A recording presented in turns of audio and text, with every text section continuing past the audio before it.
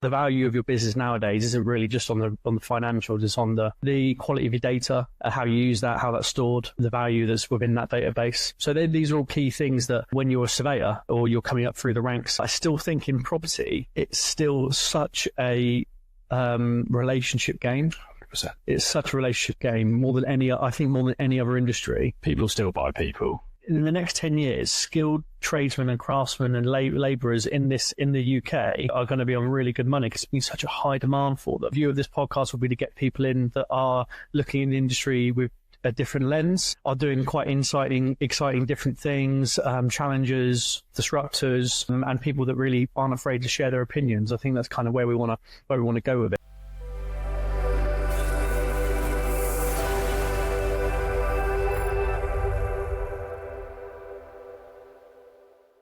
Hello, everyone. This is the very first episode of the HORDE Built Different podcast. The reason why we have started this podcast, the reason why we think it's going to hopefully get some people interested and some listeners interested is that essentially we are a built environment consultancy business. So we're a group of surveyors that are a sort of rapidly growing and see ourselves a bit as the next generation of the industry. And we really want to use it as a platform to sort of share our views on the surveying industry and property industry, construction industry generally, and just shoot the breeze really.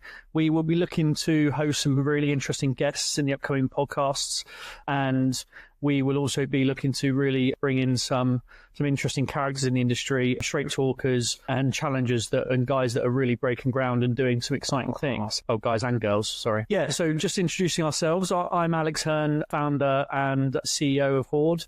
We have like I said earlier, we have a surveying business. So we specialize in surveying and project management across all different sectors in the industry. And we also have a development business where we are delivering some interesting and mid to high end residential projects. And we've structured them in quite a unique way, which I'm sure we're going to come on to the history and how that came about. But yeah, I'm not here alone. I have our podcast host and colleague here, Oliver Noble. Yeah, I'm Ollie, BDM at HORDE, pretty varied property background. Looking forward to chatting to some interesting people along the way. Hear some stories, trials, tribulations, the good, the bad, the ugly, and see where this takes us over the next few weeks, months, and years ahead as well. Tell us a bit about the name. Why HORDE Built Different?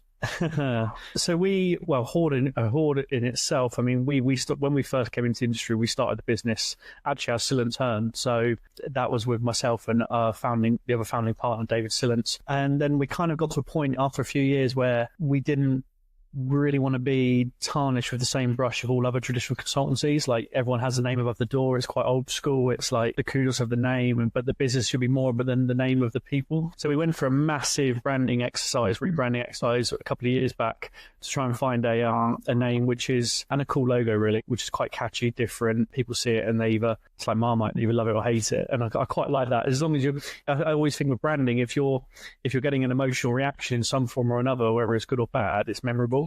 You don't just want to be that kind of... All publicity is good publicity. That's what people say. What does HORDE actually stand for? So HORDE, according to ChatGPT, the answer to everything.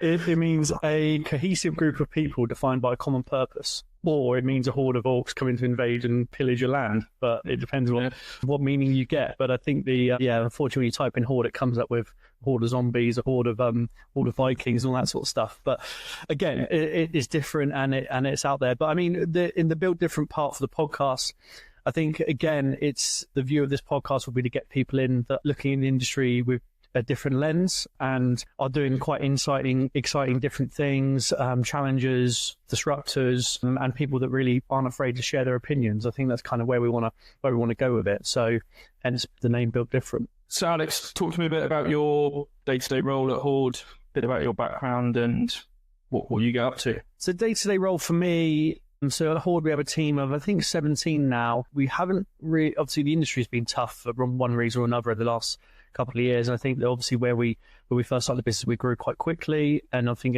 just being able to consolidate and just take stock over the last 2 years has actually given us the opportunity to build a really strong team and bring in some really experienced people. So that's allowed me to move out of what you call the rat race in the day-to-day in terms of actually doing the boots on the ground surveying work and technical work, which obviously is where I my background is I trained as a building surveyor. I like to get involved occasionally, too. Yeah, I can't help myself sometimes.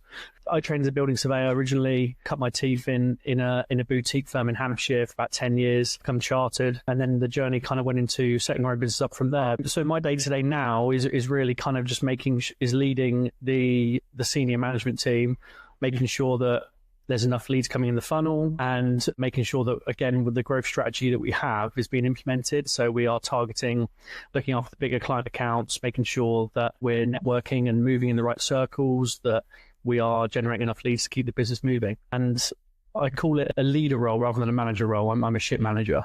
No comment. Well, you've probably seen it and witnessed it firsthand, but I don't really have... I have a very short attention span, probably some form of ADHD. So I like to kind of be involved with the more dynamic areas of the business rather than the spreadsheet and bean counting side of the business. So I'd make a crap QS, basically. Luckily, I didn't train in that. Luckily, you're Jake. Yeah. I think that's quite a strong way to look at it, though, because if you know that your powers are elsewhere, then employ the power team around you to look after the stuff that you're maybe struggle. I think you doing everything. It's just become a bit challenging to do it all. Yeah, exactly. And I think that is probably one of the biggest issues for SME businesses that owner-led, and the owner are technical people that lead into leading a team, is that they struggle to let go, and that actually puts a restriction on how fast and quickly and how quickly the business can grow. So I think identifying that and realizing your skill sets is probably a key thing. I mean, I've done a couple of, over the past few years, done a couple of quite well-known and renowned sort of business courses, if you like. So the Goldman Sachs course, 10,000 Small Business course, I'd highly recommend. Really puts that into perspective, covering like all the modules. What does that involve? How did you get onto it? Is it invited or? No, so you apply. So you apply. There's about 100 businesses that apply every cohort or every intake, and that's whittled down to 30 businesses that make it through. They're fully focused on growth. So it's called 10,000 Small Business program, and they're fully every module, every kind of thing you cover is about structuring the business for growth.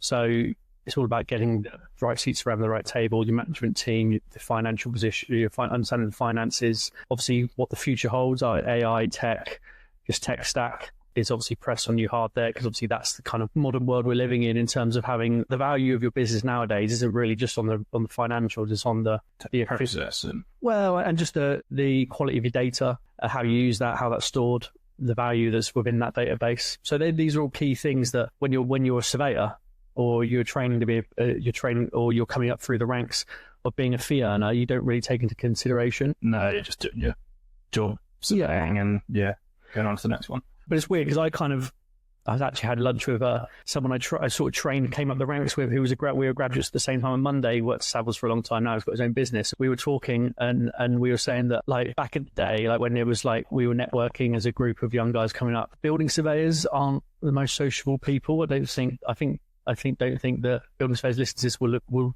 completely disagree with me. Building surveyors have to cover such a broad range of technical topics and different service lines. They work in silos, so they work on their own. They work on doing survey work and managing clients' requirements. And I think that they aren't the sociable people. Whereas as you're a bit more like your background is the agents, the kind of more commercial. Give us an opportunity to go out for a beer and a chat over measuring a building any day. Yeah, exactly. Whereas building surveyors are probably completely the opposite. So I kind of built my network in my early days fully around just being the only building surveyor that people knew, because no other building surveyors would go out at all. No other building surveyors would go out for a beer or like socialise in that way. So it's just kind of like, oh, who's the building surveyor? No, oh, it's Alex. So that's kind of, and I think although we're talking about tech and AI and we'll come on to that, but that has become more and more important. But I still think in property, it's still such a relationship game. It's such a relationship game more than any other industry. People still buy people. Yes, our brand is very important, but equally someone will go back to someone because they like the person they're dealing with and they give a good service. So do you want to touch on your background?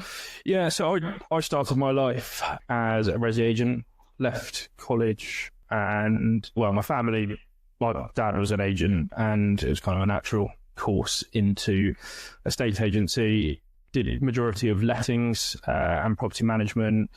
found a bit of a niche for the investment side of the business, so helping clients grow their portfolios via, we did a lot of HMO stuff, which then led into doing some purpose-built student accommodation, some small block in and around Hampshire, and a fair bit of buying ex-council houses, turning them into a 6-bed HMO back in the good days where you could convert a 3-bed to a 6-bed for about 50 grand, which we'll touch on a bit later, that build costs just aren't there anymore. And getting some really strong ROIs. We did a lot of sort of salary replacement investment for people. So big guys coming out of tech businesses, working up in London, fed up with the commute.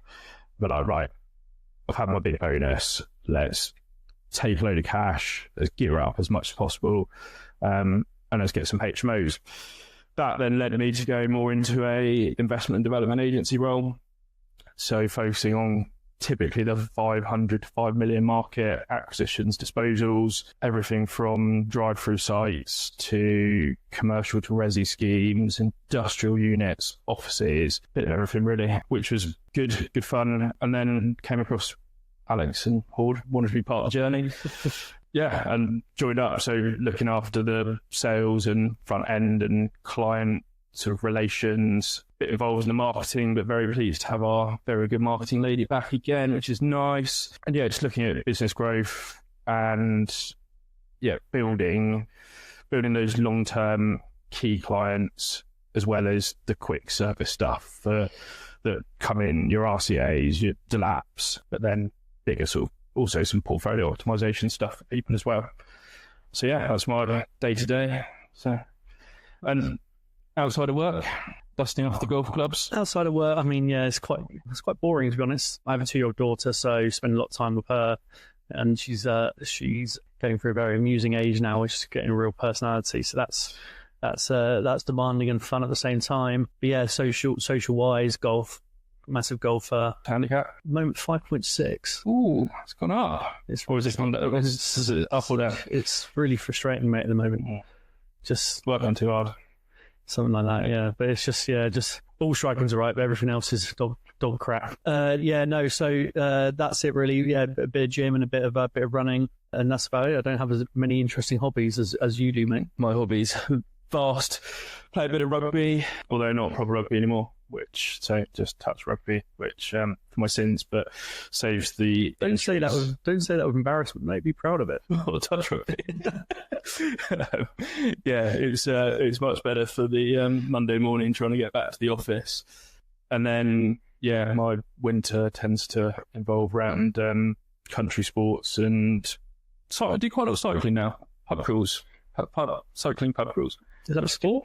Yeah, I think, yeah. So on an e-bike as well, so I guess. No, you are the definition of a country bumpkin on. Country bumpkin. Sat in our London office today. It was a bit like Caleb Cooper trying to come to London, but I enjoyed it. And actually, while we're at that, do you want to touch a bit on where we are today and this exciting chapter for HORDE? Yeah, no. So yeah, the big news with us at the moment is obviously we have just moved into this office in Soho Square, which is a massive landmark for us, to be honest. I mean, I think I've always wanted. I've never actually worked in London. Had various opportunities throughout my career to sort of been dangled a carrot to come to London, but never had the minerals to take it. And always got, when I was employed, always got lured back in by a bigger salary increase and the comfort of not having to commute. But now I think having the business now for 6 years and it's maturing, that it's the right time to move into a London space, because everything flows out of London. We know that we're both South Coast based, and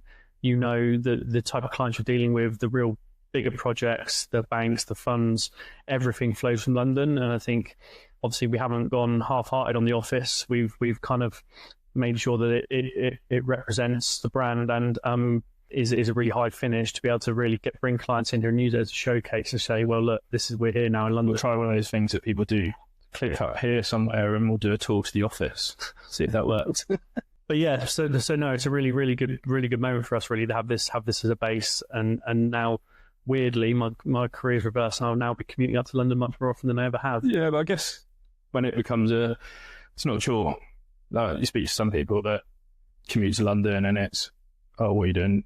Where are you based tomorrow? London. I've got to come up. But I think if it's not short, then it makes a massive difference. And it's a nice environment to come to as well. Pretty easy to get to, as I've found. Exactly. So we touched briefly earlier about HORDE developments. My understanding, we are now groundworks all set on Isha and going through discharge of planning conditions on Oast Farm.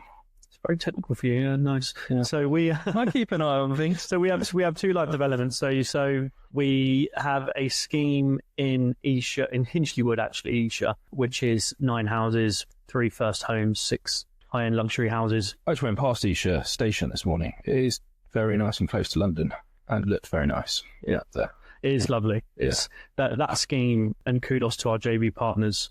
JV partner Highbrook on that for finding it and securing it. But it is a really, really nice. You mentioned the JV partner there. How does that work? What's the trick behind the deal? A bit of background there. So we've been involved with the Developers Club, who are a network for young sort of developers, 25 to 40, who they've actually grown really, really well, and they've got up to 100 developers in their group now, ranging of sizes, skills, and areas around the country. We've been involved with them as a strategic partner, sponsoring, advising their members on everything to do with how to unlock deals from a construction and a technical basis, and planning, obviously, and funding, where we sit on a good few number of panels now for doing monitoring surveying banks. We kind of know the DD process of how to get finance, so we've kind of always been able to provide that advice and expertise to developers. What's come out of that is that Harry Stevenson Clark from Highbrook is a member of the Developers Club, and we've been in a position where we've been working closely with him now for over a year to help him deliver these sites and become a JV partner with an equity stake in them. And it's really, really good. Obviously, it has challenges like anything. To going into business with people is tough in one reason or another. Harry's based remotely in New Zealand, so hence why he relies on us quite heavily to do the day-to-day operational management, the delivery management of it. And then we also have another JV partner who's our contractor on the project, which is Trident Property Construction. So they basically are doing the main contracting element, and we do the piece in the middle, basically. So we set up the contract, make sure that all the risks are allocated, doing the PM, the QS role, and then the DM role in a way. So we're basically making sure that it's delivered on time and on budget, and then obviously assisting and leading on the back end of sales and marketing. So we have 2 schemes on that basis that you should want to mention, which is about 8.5 million GDV, and then we have a Hever scheme, which is a lovely scheme actually, but it's been a ball ache to get over the line. So on the Hever Castle. Correct, in Kent. Lovely, like rolling countryside all around it. It's an ex farmland. We've already consented. Right on my street. Yeah, I can see you in there, mate. Yeah. Fishing in the pond and shooting the pigeons. Yeah. That one's a little bit of a bigger project. So that's 11 mil GDV, and we're just going through we basically bought it on a bridge. We're going out to refinance onto a development facility now, and due to break ground on that in November. Just for a nice wet season. Yeah. Not ideal because it's right in a valley as well, and there's got a stream around it in a pond. But ground conditions are okay there, so we shouldn't be too standard sort of foundations, or it would be piled because of its location. No, it'd be stripped. I mean, they're only 2-story houses. There's a few asbestos barns, farm building barns that are to be demolished as well. So there's a little bit of enabling works, bit of levelling, cut and filling to do on the site. So we should be fine there. The issue with that site is that you've got, because it's so remote and so like such a bespoke location, is the roadway in is a private roadway, and it's about 200-meter roadway into the site. And do you own the roadway? Yeah. So it's that's obviously an issue. It's good in some ways because it's remote and it's kind of the neighbourly issues are going to be minimal. But on the flip side, getting utilities in, drainage has to be. About utilities being a challenge. Utilities costs are high and drainage solutions need to be quite creative, but they will be lovely houses. They're like sort of barn style houses with a handful of them looking out into the lake with like a jetty. So we can look forward to maybe doing a deep dive on that on a future podcast when that gets moving. Deep dive literally to the lake. Yeah, head first. Yeah. But you know what these farmers are like. You don't know what's going to be buried in the ground there until we get moving. Yeah. And then Isha, we're sort of breaking ground, and Isha, we are roadways in. Be up to damp course in November, and then we're due to complete in July next year. So marketing wise, we're just going through the branding exercise now and moving that forward, and we'd be looking to sort of launch it around Christmas time. Nice. So we touched briefly earlier on build costs, some of the challenges where they've changed. It seems to be the biggest topic of conversation in most things construction, development, property. What are we seeing? What's challenges at the moment? Where do you think they're going? Come on, get your crystal ball out. Tell us the future. Well, let's go back to begin with. I mean, COVID is blown for a lot of things. It's quite often blown for build costs, inflation, and so on. Where were we sort of pre-COVID, and where are we sat now on kind of average build costs for, I don't know, let's say for a scheme like Isha, for example? Yeah, well, I think like, it's a good point, because COVID obviously was the one where it kickstarted the construction inflation. But I think that COVID was 4 years ago now.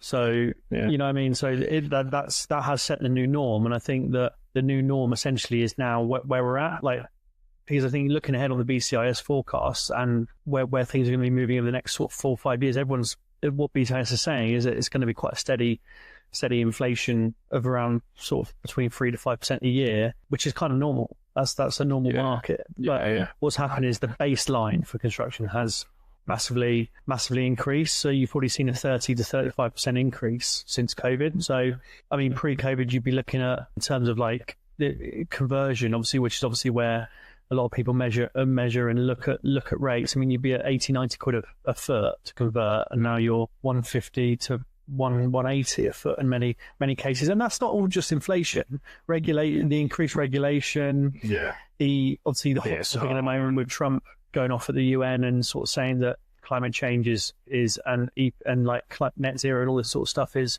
causing massive inflation. That you do see that in build costs, because you see that essentially all the requirements for U values, sat calcs, air source heat pumps, increase energy efficiency to get to an EPC level has a massive impact on the M&E costs for projects, and also upgrading the fabric, or if you're doing new build, better building to almost really, really high standards, and that's going to continue to increase. So it's that. You've also got the Building Safety Act with which was the fallout from Grenfell, of now high risk buildings and fire safety all increasing, not only in high risk buildings but also normal buildings. So fire strategies and all the works and requirements that come out of the back of that. So it's not purely just like a material and labour costs has gone up. It's literally the increased specification for regulation has increased significantly. So you kind of had like the COVID snap. Build costs went up, but then at the same time, house prices did a big jump in COVID because you had the stamp duty incentives. But then, as you say, just a lot of extra regulatory changes. And I say labour and materials aren't increasing in an inflationary measure, but the caveat to that is labour is short in the UK. Labour is going to continue to be a problem. Do we dare say that we're Brexit?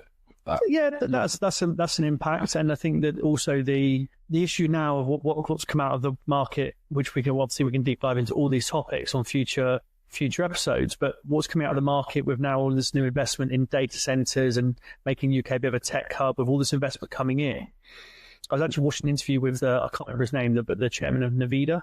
Okay. You know, the chip company, like one of the world's richest men now. He was saying that in the next 10 years, skilled tradesmen and craftsmen and labourers in the UK are going to be on really good money, because it's been such a high demand for them. If they can pull off of all of this new infrastructure work, building all the new data centres, making it tech enabled for all of this money that's hopefully going to be coming in, is that the inflation in labour is going to increase. But I think obviously the Russia-Ukraine war had a big impact on timber prices. Obviously Ukraine, I think, is one of the biggest suppliers of timber across to the UK, and obviously that's had an impact. But it's just a perfect storm, isn't it? You're in a much more volatile market and global economy now, that generally you've kind of got to get used to these things moving around a little bit. But where we are seeing cost still effective, and what we're doing on our development schemes is the new build housing can still be quite cost effective. I mean, we're building, to give some benchmarks, we're building about 180, 190 a square foot on. That's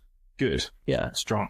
And that's where schemes like Isha, in our model, partnering with a contractor, value engineering it heavily, but not like value engineering to cut the finish, but to build effectively and sequencing. A lot of people undervalue how much money you can save with sequencing works right and programming works right, rather than just looking at changing paint colors and floor coverings and stuff like that. You know what I mean? Looking at actually how you can deliver it, because essentially the longer your money is out, the higher your interest rates are. And that's the biggest thing now, where interest rates are high and borrowing is much higher than it used to be. That's a huge margin to manage, as well as the actual build costs, or your contract sum of what you're committing to build on. It's also the time it's out for, which is also securing your exit and exit having a good strategy, which is why we're sat talking about our sales on Isha before we've even got a brick out of the ground yet, because the quicker we exit on them, the less we owe the bank. Well, on the phone to David, our head of PM, yesterday, and he had a meeting on site issue with our equity partner on that, and they were saying, obviously they were so impressed by that exact reason of how we're thinking about sales and marketing already at this early stage. He said a lot of developers, a lot of their clients don't even think about that until they're kind of watertight or at the back end of the scheme. But in reality, that is a big nervousness with lenders at the moment, is that the market isn't great at the moment. The market's hard. Rentals are strong, but sales are hard. Yeah. And that's a big consideration for whether they're going to lend on something, because obviously a lot of developers move on to like a different financing product at the end, an exit and bridge product, so they can release a lot of the cash and the interest rate, but because the risk's a lot lower at the end of the project because it's completed. Some security. Exactly. Security. But ultimately, if it's still going to take you a year to sell them, there's only going to be a drink in it. Your profit is in your last. If you've got 10 houses in your last 1.5.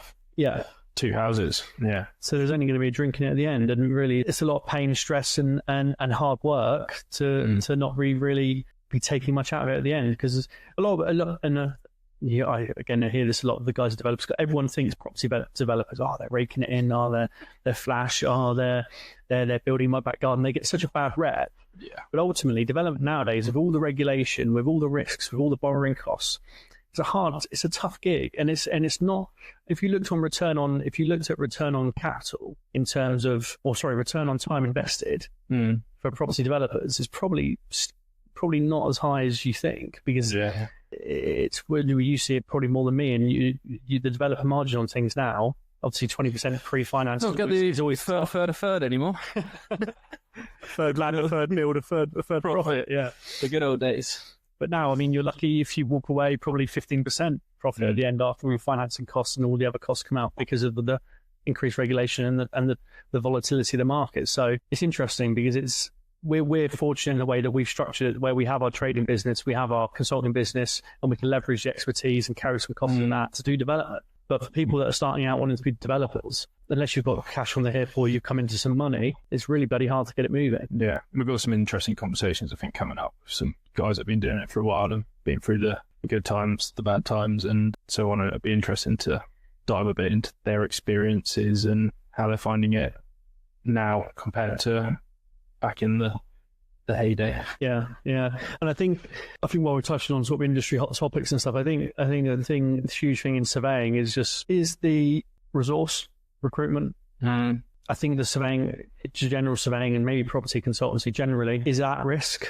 of not having enough people. They say, I mean, I think I remember when I joined up, obviously coming from an agency background, I remember someone describing that agencies call surveying, building surveying, boring surveying. And I think we're probably seeing that more so now, where you can have someone come out of, they go and look to do a degree, they go, what line of surveying shall I go into? I can go into agency, which I don't technically need any qualifications for. Better if you've got them.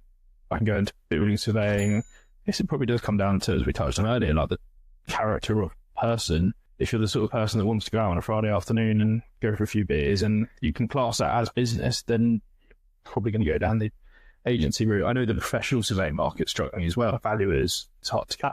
That's really tough. Obviously, that has its own issues with PI and that there's kind of implications. But that market, the PI market, is softening. But I would argue the opposite now is more important, because I think that I started early on in the podcast by saying property is probably going to be one of the slowest, property and construction generally is going to be one of the slowest industries to fully adopt AI.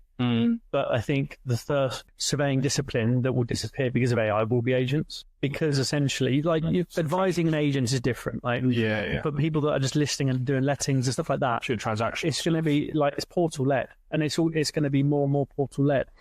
And actually done by we were bringing it in, and my letting stage were best part of 10 years ago. But even at that time, we were bringing in tech for student lettings. They didn't need to come and view the property. They could do it via pre-recorded videos, like Matterports, where you can literally, it's like Google Street View and turn internally. And it did ultimately reduce our overhead because we didn't have to have so many negotiators to do the viewings. So, which will double back in terms of agents. Yeah, and exactly. And I think whereas building surveyors, because and quantity surveyors and project managers to a certain extent, project manager's role couldn't be done by a piece of tech. They have to have the foresight to be able to sort of see the issues that are coming, deal with those issues, liaise with all the stakeholders, manage all of the bank, the design team, everyone like that, and that requires coordination. That's never good. I don't think that's ever going to be replaced in my lifetime by full AI. We'll have to get Musk on and ask him. He would probably disagree. But and the same with building surveying, because you have such a wide range of services there. Yeah, rebuild cost assessments, stuff like that, where it's data driven and it's fully data driven. That will be be mostly AI in 5 years. But the stuff which is actually like where you have to sit as a strategic advisor and work through CapEx on a portfolio, or do a dilapidations negotiation, which is illegal, RT-Wall, which is a legal process. Yeah. Those things are covered around legal nuances and tricky kind of like legacy laws and legacy legislation, which you need professional advice to do. So I think it's going to be interesting to the changing landscape of the industry, and I think there's probably one to sort of check back in, maybe on our thousandth episode. We can see kind of Alex is right. We can see how many robots are sat around us. Yeah. Might be robots doing the pod. I was actually listening. So on AI, so this is a bit off topic, but Joe Rogan, obviously one of his famous podcasters. Something popped on my Instagram last night that someone had used AI to 50 Cent's Many Men song. Not very country made for you, but I imagine you've heard of it. Someone used AI to remix into like a classic jazz song, and it sounds like so good. And it's mental. Like you think that like that's like the industry of like artists and song and film production, all this sort of stuff, the rise of CGI and all the tech stuff like this. It's amazing how it's changing. So I guess that's a good intro into a bit about our plan with the pod, HORDE Built Different. We've got an exciting guest coming on next time for our next release. So we're going to be releasing episodes every fortnight. Next up, we have David Drew, who is a team member of HORDE, who briefly touched on. Alex, you know David better, so do you want to give a quick, without giving too much away, but yeah, it's a quick summary of what we're expecting to hear from David on our next episode. David's a rare beast. We were very lucky to get him on board. He's worn all the hats in the industry at some point or another. Developer, run a reasonable sized contracting business, and has also trained as a QS and a consultant in his early days. So he's kind of seen all the areas of the industry, and he's got the scars and the interesting stories to talk about. So that will be a really good episode. Looking forward to it. So every 2 weeks. We back, you'll obviously mostly Alex and I with our guests. If you fancy joining us for an episode, do reach out. Our contact details are in the description. And we look forward to diving into some more interesting people over the coming months. Yeah, thanks for listening, everyone. And don't forget to like and subscribe. I think that's what these people say, isn't it? I think it's about right. Sounds like more professional. Cheers, guys.